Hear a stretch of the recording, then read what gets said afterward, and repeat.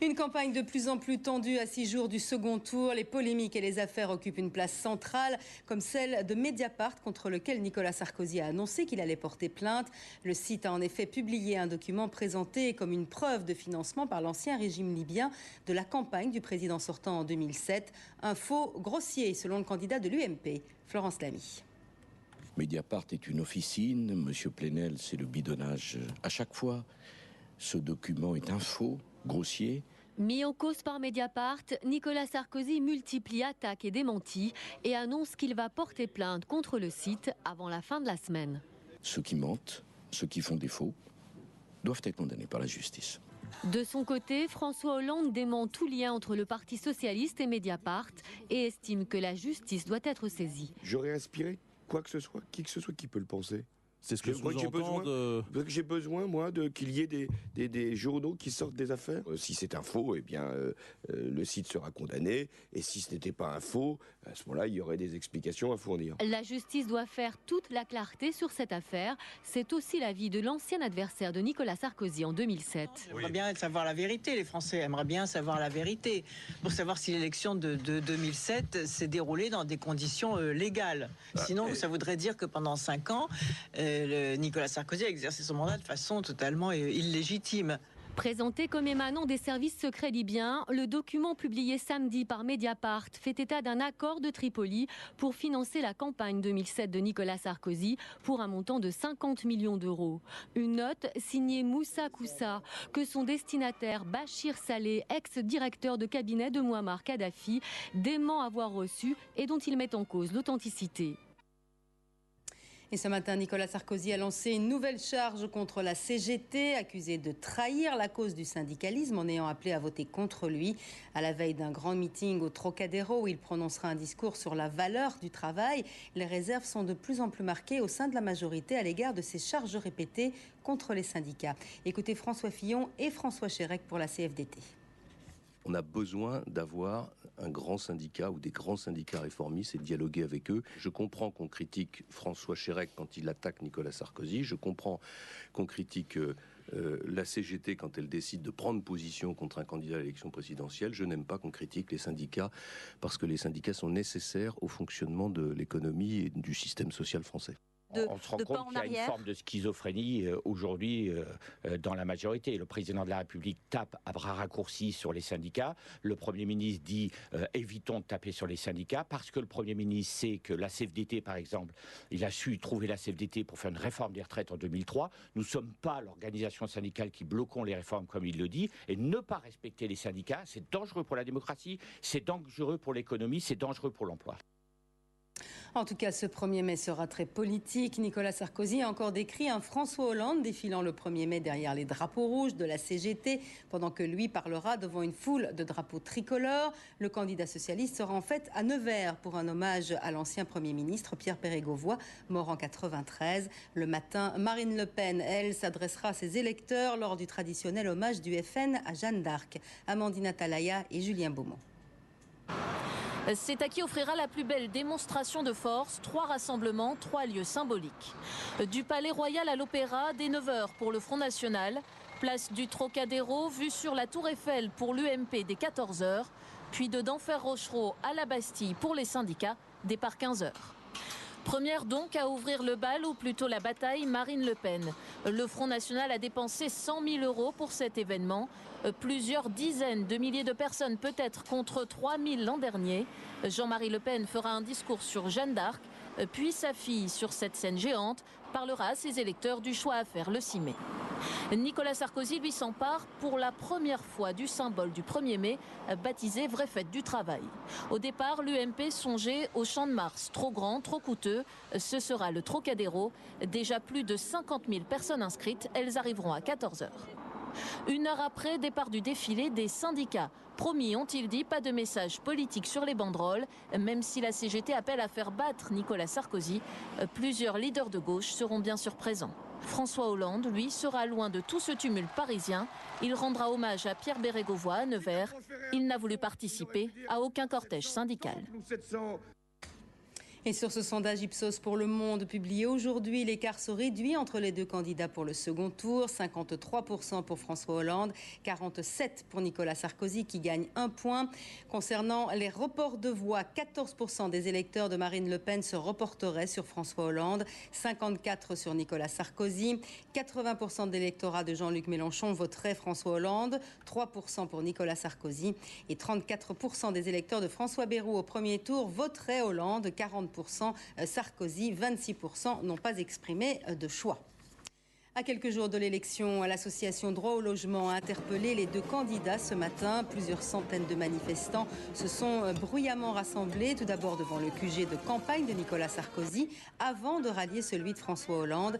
Un concert de fanfares et de casseroles pour dénoncer le prix des loyers et le mal logement. Écoutez Jean-Baptiste Ayrault, président du DAL. Aux candidats, maintenant il faut appliquer les lois.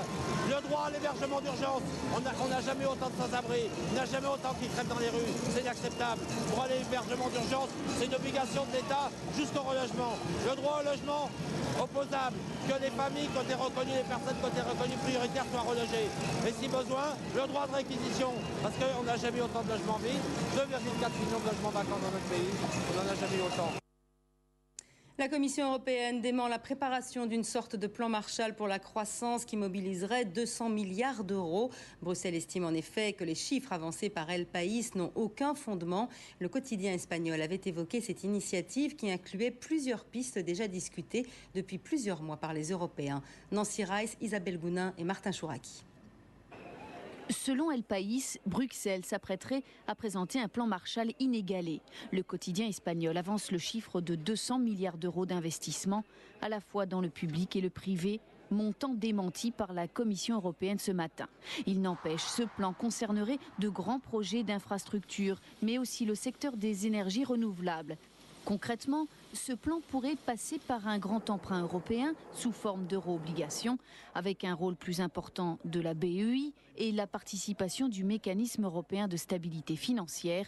L'enveloppe serait gérée directement par la Commission européenne. C'est un premier pas, mais ce n'est pas suffisant absolument. Il faudra en plus derrière des mesures renforcées, structurelles, une prise de conscience du secteur bancaire sur les pertes probables et puis probablement une meilleure régulation financière en Europe. Une preuve en tout cas que la croissance est désormais à nouveau au centre des débats en Europe. Angela Merkel elle-même, pourtant championne de la réduction des déficits, a d'ailleurs annoncé qu'un agenda croissance serait au cœur du sommet européen des 28 et 29 juin prochains à Bruxelles. À Carros, près de Nice, 9 tombes musulmanes et un mur ont été dégradés par des inscriptions racistes, des croix gammées, mais aussi des phrases comme « Vive Le Pen » tracées à la bombe rose fluo. La mairie annonce qu'elle va porter plainte. Après un week-end de fortes rafales de vent, le calme revient en Rhône-Alpes, Bourgogne et Auvergne, où 16 000 foyers sont encore privés d'électricité. Les équipes de RDF sont à l'œuvre pour permettre leur rétablissement dans les heures qui viennent. Exemple à Saint-Juan-les-Bas, dans la Loire, de Didier Guyot et David Paturel. Ici, depuis 1999, lors de la grande tempête, on n'avait pas vu un tel coup de vent. 130, 150 km/h peut-être. Un vent qui s'engouffre dans les bois et ce sont aussitôt des arbres qui tombent sur les lignes. Depuis samedi soir, cette ligne de 20 000 volts est coupée. Des hameaux isolés n'ont plus d'électricité. Il faut réparer. On doit avoir à la fois des gens pour élaguer, des bûcherons, on doit avoir à la fois les gens pour intervenir sur le réseau, donc des travailleurs spécialisés en travaux techniques et en travaux sous tension. Donc il faut rassembler toutes ces forces-là et les avoir disponibles. Personne. Porte à porte ce matin pour le maire du village. À lui de vérifier si tout va bien, si aucun habitant n'est dans le besoin. Bonjour Jeannette. On veut toujours brancher quelque chose, on veut toujours se servir, on veut appuyer sur un bouton et ça marche pas. Pas d'électricité, impossible de traire, il le faut pourtant, alors c'est un ami qui prête un groupe électrogène. D'ailleurs depuis hier, beaucoup sont passés ici pour proposer de l'aide. C'est vrai qu'il y a une certaine solidarité paysanne qui n'est pas un mot, c'est tout à fait réel et d'actualité. Hier soir dans la Loire, 700 foyers étaient toujours privés d'électricité. Aujourd'hui, tout devrait rentrer dans l'ordre. Le journaliste François Roméo Langlois a vraisemblablement été pris en otage par les FARC, mais il n'y a pas de certitude absolue. Déclaration du ministre des Affaires étrangères, Alain Juppé. Le correspondant de France 24 accompagnait l'armée colombienne dans une opération anti-drogue dans le sud du pays, quand les FARC ont attaqué le convoi, tuant 4 militaires. Dans le nord-ouest de la Syrie, les explosions contre les forces de sécurité ont fait plus de 20 morts d'après les ONG, au moins 8 d'après la télévision d'État. Hier, le chef de la mission d'observation de l'ONU a appelé le régime et les opposants à arrêter les violences pour permettre le succès du plan Annan qui prévoit un cessez-le-feu. À 6 jours du second tour, cet électeur qui n'a jamais manqué un seul scrutin à presque 105 ans. Henri a connu dans toute sa vie pas moins de 16 présidents différents et sa ferveur est toujours la même. Reportage à Dans le Pastel de Romain Harry et Rémi Lévesque. Ce sont des noms sortis tout droit des livres d'histoire. Albert Lebrun, Gaston Doumergue ou Paul Doumer, une époque où le chef de l'État était élu au suffrage indirect. Vous ne votez pas pour un président, non. Le président était élu par les chambres. C'était bien, parce qu'il était quand même, il ne pouvait pas faire le dictateur. Il était quand même connu. 84 ans plus tard, Henri suit toujours de très près la vie politique et l'actualité, de quoi forcer l'admiration de son entourage. C'est quelqu'un qui a une grande culture, quelqu'un qui aime bien et est au courant de tout ce qui se passe et je trouve ça formidable.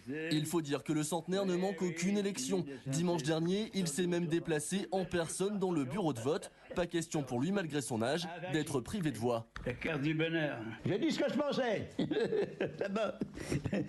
Ils l'ont peut-être pas écouté, mais j'ai dit ce que je pensais. Et ça soulage. À sa longévité et à sa citoyenneté exceptionnelle, le centenaire trouve d'ailleurs la même explication. Il faut aimer les gens, ça vous fait des amis. Et puis vous êtes heureux. Dimanche, une fois son bulletin déposé dans l'urne, Henri se rendra à la messe, comme chaque jour d'élection, depuis plus de 80 ans. Tout de suite sur LCI, la météo de Karine Fauvet. Ensuite, c'est Choisissez votre camp avec Valérie Expert.